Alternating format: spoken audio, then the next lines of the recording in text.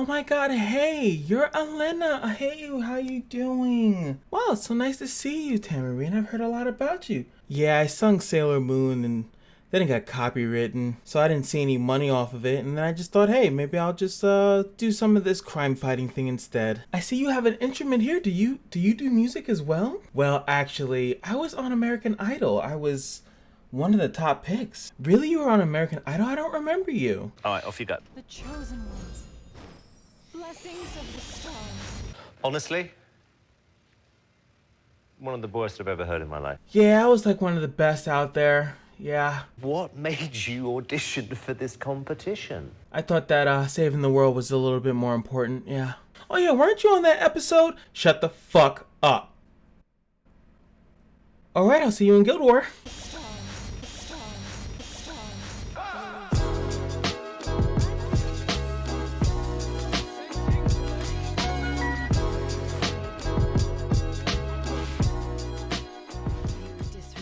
What's going on, guys? It is your boy Cash, and I need therapy. I need some therapy because she has some of the worst voice acting. I thought people were joking when they first said it, but man, oh man, is it terrible.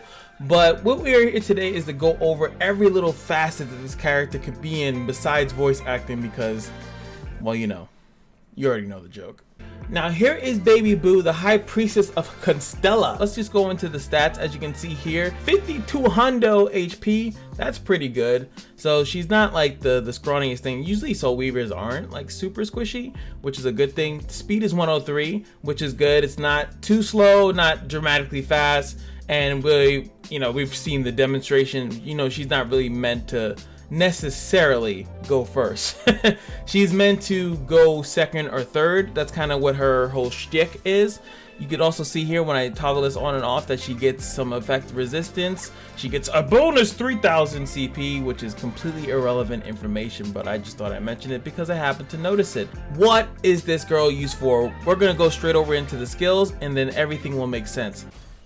Are you doubting me? Her voice here actually sounds legit. I don't know why her voice here, but her voice in her S3 just sounds really crappy. Let's go over each skill once again. I know some of you guys are like, please, I already know. I don't care. Starlight's Will. Acquire 1 soul. Attacks with the power of the stars, dispelling 1 debuff each from 2 allies. Soul Burn, you can do a debuff cleanse of all your allies and all of the debuffs for 20 souls. Really good, but it's definitely crisis control. That's if you're in some deep doo-doo and she happens to get her turn, and for some reason you're not going to spend it on your S3. You can also see here you can skill enhance it to do more damage, which is completely irrelevant, so you will not spend molas on that whatsoever. What you will spend molas on is the Guardian's Authority, which is going to be decrease the damage received from attacks that target all enemies by 10%. As you can see, it goes up. I think that is 15% if I remember correctly, and activates Consecrated Ground. When this effect is granted more than once, only the strongest effect is applied. So when it comes down to mitigation, they will prioritize the strongest effect of mitigation, which is, nice to your allies. That if she has a crappy mitigation, that the other one that's better, this is definitely revolving around other artifacts or other characters' passives that might be included, that they will take the strongest one over hers if they possibly can. What a good computer that they have there at Smilegate. Now, Consecrated Grounds can only be activated once every 2 turns, which is her own turns, not once every turn in general. And then, as you can see here, Consecrated Ground recovers the health of all allies. Amount recovered increases proportional to the caster's max HP. So it scales off her health, so that's really, really good. So if she's gonna heal 2,000 or 3,000, everyone's getting a 3,000 heal, doesn't matter what their HP is. So this is the whole thing, and when we go into the artifacts, I feel like we have to talk about everything at once almost. Last but not least, the S3, Eternally Shining Comet, attacks all enemies with a meteor shower, granting invincibility for 1 turn, and increase effect resistance for 2 turns to all allies. So let's look at the S1. Children of the stars will be saved. Her voice sounds perfectly fine here. I don't understand what went wrong. So it's just a little drop. Look beyond the sky. Why did she throw away the harp and then just to make it come back? Whatever, I'm not part of the litter police to really comment on that. The S2 you can't really show. I wish you could. I wish they had a system where you can have them attack you and then you can see the S2 in here.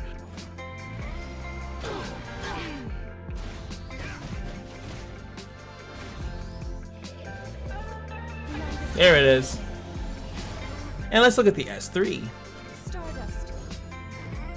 Soar to the night sky. That's actually, that line was delivered okay. Stars light our way. Like, it's so weird. So as you can see, it's 2 turns, effect, resistance. It's a little bit different. I know everyone was like, Deanne has crit hit resistance. This is effect resistance. As you can see, it's 50% free effective resistance. It is supposed to be a, well, I hope you guys don't get a debuff, hopefully, possibly, but it's not an end all be all. It's not immunity, and you know, they specifically did that because if it was immunity, then she literally would be C Armin, but she's like a slight C Armin. As you can see, her kit is relatively loaded in my opinion. I'm gonna combine the gear aspect with the artifact aspect because they kind of go hand in hand with this character, and it'll make a lot more sense. Now when it comes down to gear, you want her to not necessarily go first. The aspect of Elena, what you want to happen, as I should say, what you want to happen is you want her S3 to trigger something. She is a counter character. She's a, not specifically going to use counter on her. I do suggest counter. Oh my god, I spoiled it. But you really want her to trigger a bunch of stuff on the enemies. This is a specific pick to a specific comp. What comp are we trying to counter? You're trying to counter specifically, for what I could tell, you're trying to counter Martial Artist Ken, Seaside Bologna, A. Vildred's, Fallen Cecilia. Those 4 characters are, like, in my opinion, what this character is specifically meant to stop. Some of the more popular characters in the game, and some people are like, what do you mean Martial Artist Ken? Well, you give everyone immunity, then you can attack Martial Artist Ken. You can even do a setup on him. You can like actually defense break him and not have to worry about him coming back and insta killing your unit. You kill A. Vildred, he comes back. 3 of your other characters are protected by invincibility, while the other character that is now vulnerable because he just killed A. Vildred is taking less damage because of the S2. So all of that kind of stuck in is that I'm surprised that people are saying that she's bad, when if I were to go to my arena list, mind you, I don't really play too much arena and they just reset the season, right? But even in my arena, this is very lowish arena, right? And it only gets worse as in better gear quality, better, you know, characters, their skill enhancers are up. Look at Seaside Bologna, A. Vildred's, Fallen CC, a regular Vildred, Dizzy, they have the Martial Artist Ken here, and a Vildred here, and of course Lilius is also in the mix as well. And if I was to just refresh this, I guarantee you're gonna see half the characters that I just said. I'm gonna refresh it here anyway. Okay, welcome to gold, baby.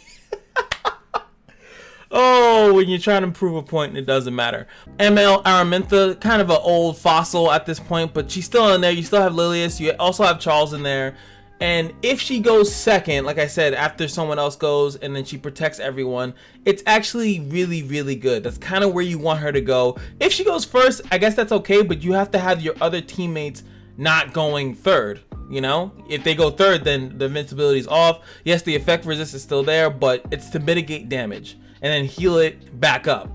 Remember specifically that every character is not meant to do everything. There's supposed to be specific things that a character is supposed to be brought in to do, and that is Elena's job. So when I say you should be going some type of speed set, that is a good option. I do like counter. The only reason why I like counter is to counter her only counter. Her biggest counter and her biggest problem is 100% going to be like a character like Basar, or any character that is going to come into the fray and put unable to buff on your allies. When they do that, pretty much your S3 is not going to land. Yes, other characters can strip it, like if she goes too quick, and which is why I'm saying you don't want her to go first, because if she S3s, then Basar and any other character, like I think Roman also, any character can then just strip your buffs, and then she's kind of just sitting there. Her S2 passive will proc if you AoE, and then she possibly might get another turn depending on, you know, the speeds. But then what is she gonna do? The S1 again? Then it's kind of useless. You don't want her to go first. So you can do speed, but remember to make her decent speed, which is hard to even distinct what that is. But you don't want her to go first. You want her to go second. There's a lot of speed tuning that has to be done for this character. But if you don't have the gear to have those characters not only get a turn and kill, but also to get a turn in general, because it's first you have to gear them up that they do enough damage, right? And then you have to gear them up that they don't go like after everything else has happened, half your team is dead and things of that nature. But when you go with a slightly slower comp, then your gear doesn't have to be as miraculous. And I love a character like Elena, where since she doesn't have great speed, that she kind of doesn't have, you can give her some speed and she'll still go second or third, probably before your other characters. This is a character that is definitely blessings to a lot of us that are just having trouble with gear, in my personal opinion. So with that being said, the artifacts are going to be super important. I'm just going to go straight over to the one that is what they always recommend with her, and it's going to be on that same front, right? Because the S2 will trigger it. It's a 30% combat readiness boost. So if she has 70% or around there, she's going to heal everyone because they just took a hit without invincibility, and then she's going to heal everyone, and then she's going to get a turn. You S3, protect your team from any other stupidness that comes down, hoping that the effective resistance prevents you from taking any more additional debuffs. Then on counter, she might counter and take off those debuffs. It's a lot of RNGS to it, but that's the same thing with Deanne when she came out, and no one really knew how good her crit resist was going to be. But you have to also remember that this is for your team to clean up after she goes. I wouldn't use Makahara's Tome on like PvE. It doesn't make sense. For PvE, I actually like her own artifact, because her own artifact, every time your allies take an attack from an ally when they're attacked, she can take a debuff off. The difference between this and Wondrous Potion is Wondrous Potion, you need a turn. It's 100%, but you do need to actually get the turn. When you get the turn, it will take a debuff off, which is nice. But with hers, every time someone gets attacked, it can be dispelled, and that's just as long as she's alive and she's in the party. The chances are a little bit low, 30%, and then maxing out 60 for a 5-star artifact, which means you would need a lot of them, is kind of hard to come by. So we'd have to look at it from 30%, and at that point I would say it's not that good, because in this game, remember, very specific to this game, you cannot defend. So everyone's S1 to my knowledge in this game is an attack. So unless they have an S2 or S3 that is up, that is not an attack, they will attack, and they will have a chance to roll the dice on Stella's Harpa. So I think that can't be overlooked as how good and effective a thing like this is when there are so many debuffs. Another decent option is Celestine, because if you are planning on using her on counter, then she will be countering, healing, cleansing buffs, pretty much make her a really good threat. And this is again one of the builds that you would want if you're planning on making her very, very fast. If you want her to go first S3 and then pray to the winds, then you know her S2 will eventually trigger, because you're not going to put her into a fight where there's a bunch of single target attackers. You're going to put her into a fight where there's a bunch of AoE. Tome is the best for PvP if you're going to kill them after she goes. After she goes, the enemy team goes, your team goes, the fight is over. But if that's not going to happen, I think Celestine is probably the best for a more long, drawn-out fight. I think Idol's Cheer is okay, and I think Stella's Harpa is also okay. So there you have it. That's kind of how she's supposed to be used. Like, Fallen CC goes, she puts up the one-hit immunity. Elena goes, because she just S2 with the Makahara's Tome. She S3s. It does damage and removes all of the one-hit buffs on everybody, and then the rest of your team goes. One of the best scenarios that you can have. Seaside Bologna goes S3s. You get a counter attack. You know, you get a counter attack with the Starlight's Will, and you also heal up a little bit. I know her S3 blocks heals, right? Take off some of the debuffs, at least the unable to buff, possibly, hopefully, somewhat in the dream. Then you S3 if the invincibility can land, depending on the characters that are out there. Then you trigger Seaside Bologna's S2, and you're somewhat protected against that. It's like there's little nuances that like she comes in the meta. Same thing like I said with Arbiter Vildred. You kill Arbiter Vildred, everyone else is going to be protected except the character that killed Arbiter Vildred. And that's pretty much it. You have to use her smart. You can't just throw her into any comp, which I know a lot of people are just upset because Deanne was like, you kind of threw her into any comp. Angelica, you kind of could throw her into any comp. So what do you guys think of this character? Did you summon for her and you regret it after you've seen a couple people showcase her skills and her presence in arena?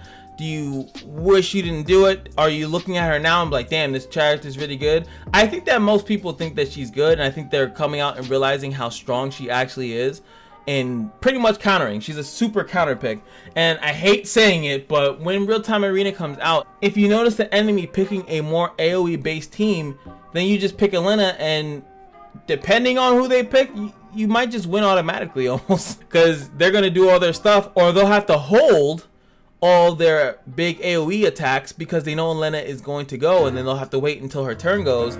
But if they wait, then she'll just S3 and then the effect resistance is gonna kick in. So she's a really good counter pick. Like, I would say the last pick. You know, you'd almost have to ban her out if you were, you know, that's just RTA talk. I'm not going to go too much into that because that's not even here. So we don't know what the meta is going to turn into in RTA.